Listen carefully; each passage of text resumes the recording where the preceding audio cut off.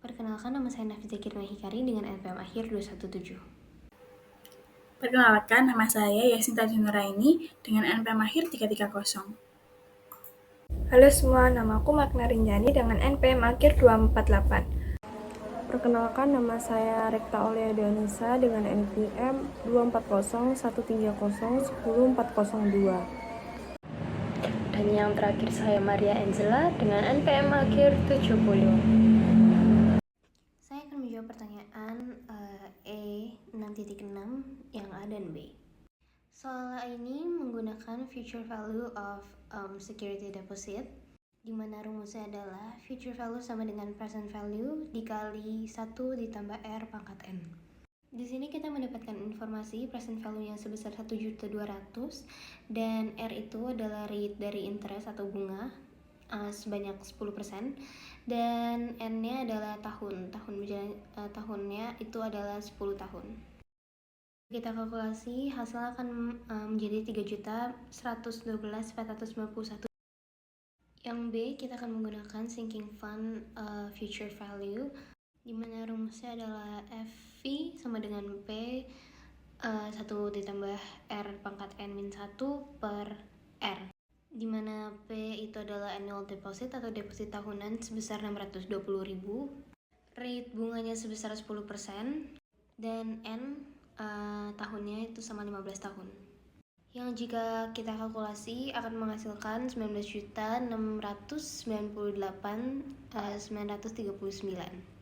Lalu kita akan menghitung defisiensinya, yaitu sebaik 20 juta dikurangi hasil dari future value sebelumnya yang 19.698.939 won, yang jika kita kalkulasikan akan menjadi 301.061 won.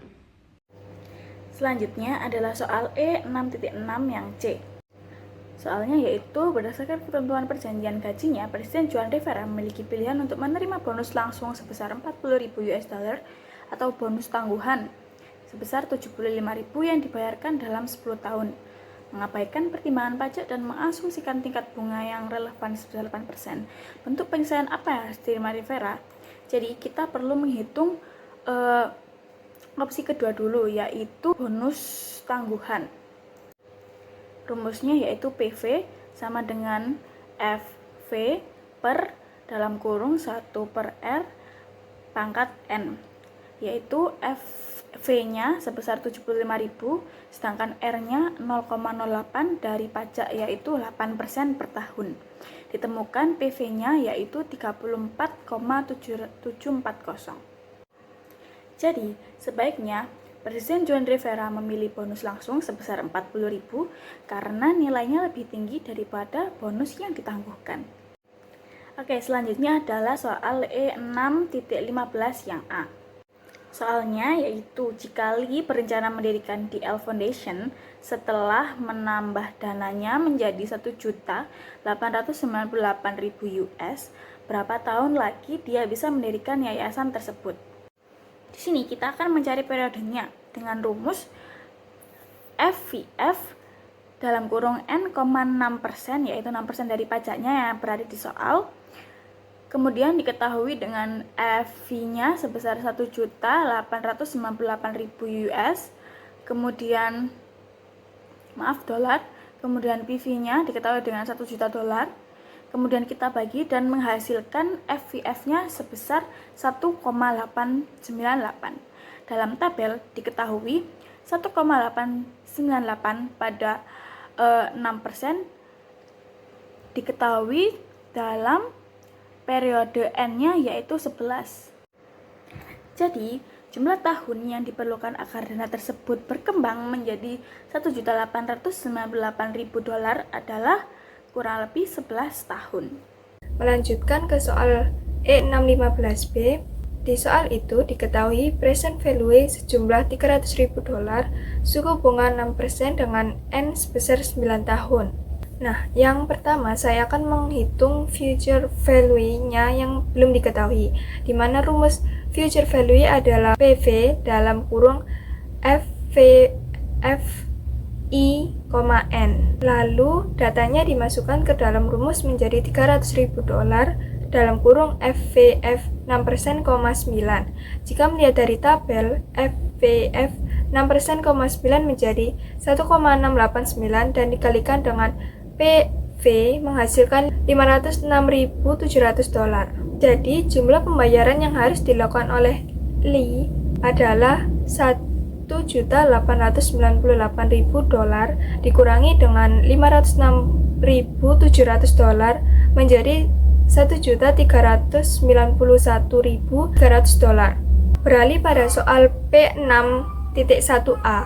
Dari soal diketahui penjualan gedung sebesar 25 juta yuan dengan akumulasi penyusutan 10 juta yuan. Lalu ada wesel tanpa bunga senilai 24 juta yuan dengan jatuh tempo 1 Januari 2025 dan suku bunga sebesar 9%. Jadi saya mencari book value atau nilai bukunya terlebih dahulu, yaitu 25 juta yuan dikurangi dengan 10 juta yuan menghasilkan 15 juta yuan. Lalu saya menghitung present value-nya dengan cara nilai jatuh tempo dibagi 1 tambah R pangkat N. Data yang diketahui tinggal dimasukkan ke dalam rumus menjadi 24 juta yuan dibagi 1 tambah 0,09 pangkat 3. 0,09 diambil dari presentasi suku bunga yang didesimalkan. Selanjutnya 24 juta yuan dibagi 1,295 sekian menghasilkan 18.532.403 yuan. Nah, di sini kita sudah bisa menghitung keuntungannya. Rumus keuntungan yaitu nilai imbalan atau present value vessel dikurangi dengan book value gedung tadi, yaitu 18.532.403 yuan dikurangi dengan 15 juta yuan, menghasilkan 3.532.403 yuan. Baik, saya akan melanjutkan mengenai P61 bagian B. Terdapat soal pada tanggal 1 Januari 2022 membeli 300 dari obligasi dengan nilai nominal 100.000, bunga 9% dan jangka waktu 10 tahun. Obligasi tersebut jatuh tempo pada tanggal 1 Januari 2032 dan membayar bunga setiap tahunnya mulai tanggal 1 Januari 2023. Dan dengan imbal hasil 11%, berapa yang dibayarkan untuk obligasi tersebut. Nah, kita akan mencari dua nilai. Yang pertama nilai pokok dan nilai bunga.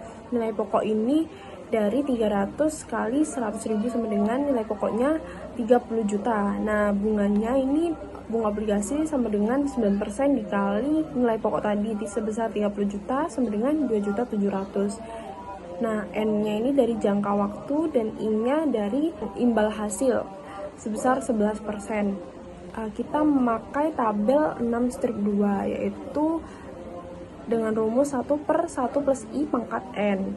Maka 30 juta dikali 1/1 plus I pangkat N sama dengan, kita tinggal masukkan aja I-nya sebesar 11% dan N-nya sebesar 10. Maka hasilnya yaitu 10.565.534. Dan nilai bunga itu kita memakai tabel 6-5 karena terdapat di soal bahwa jatuh temponya di awal tahun pada 1 Januari 2032, maka kita memakai tabel 6-5. Nah, dengan rumus 1 plus 1 min 1/1 plus I pangkat N minus 1 kali 1 per I. Maka semuanya dimasukkan sesuai yang tadi, bahwa N-nya sebesar 10, I-nya sebesar 11%, maka hasilnya yaitu 17.650.028,34. Lalu ditambah dengan hasil nilai pokok sebesar 10.565, maka hasilnya 28.215.562,70. Lalu selanjutnya yaitu bagian C. Terdapat di soal membeli mesin baru dan setuju untuk membayarnya dalam angsuran tahunan yang sama sebesar 400.000 pada akhir setiap 10 tahun berikutnya, dengan asumsi bahwa suku bunga yang berlaku sebesar 8% berlaku untuk kontrak ini dan berapa yang harus dicatat sebagai biaya mesin tersebut. Maka kita akan memakai tabel 6-4. Kenapa? karena dibayarnya pada akhir setiap 10 tahun berikutnya, pada akhir ya. Maka kalau pada akhir itu kita memakai tabel 6/4. Kalau pada awal kita akan memakai tabel 6/5 seperti kayak di bagian B tadi. Nah, pada tabel 6/4 ini rumusnya 1 dikurangi 1/1 plus I pangkat N dikali 1/I, bahwa N-nya sebesar 10 dan I-nya sebesar 8%. Maka kita masukkan bahwa 400.000 dikali 1 dikurangi 1/1 plus I pangkat N kali 1/I. Maka hasilnya yaitu 2.684,33.000. Soal berikutnya adalah mengenai bagaimana yang harus mencatat pembelian traktornya pada 31 Desember 2022 jika dia harus membayar sebesar 2 juta yen saat pembelian dan 500.000 yen pada akhir tahun untuk 8 tahun ke depan, dengan asumsi bahwa bunganya adalah sebesar 12%. Di sini perhitungannya menggunakan present value of an ordinary annuity, di mana nilai dari rumus ini harus ditambahkan dengan 2 juta yen yang harus bayar pada saat pembelian. Nah, setelah perhitungan maka ketemu hasilnya sebesar 4.483.819.000 yen. Dan yang terakhir adalah apabila yang ingin berinvestasi untuk 9 tahun ke depan, di mana ia ingin setiap tahunnya bisa mengambil sebesar 12 juta yen dengan nilai bunga 11%, maka berapakah yang harus dia investasikan untuk pertama? Nah, perhitungannya adalah masih menggunakan present value of an ordinary annuity. Setelah kita masukkan ke rumus, perhitungannya akan menjadi seperti ini dengan hasil sebesar 66.444.578 yen.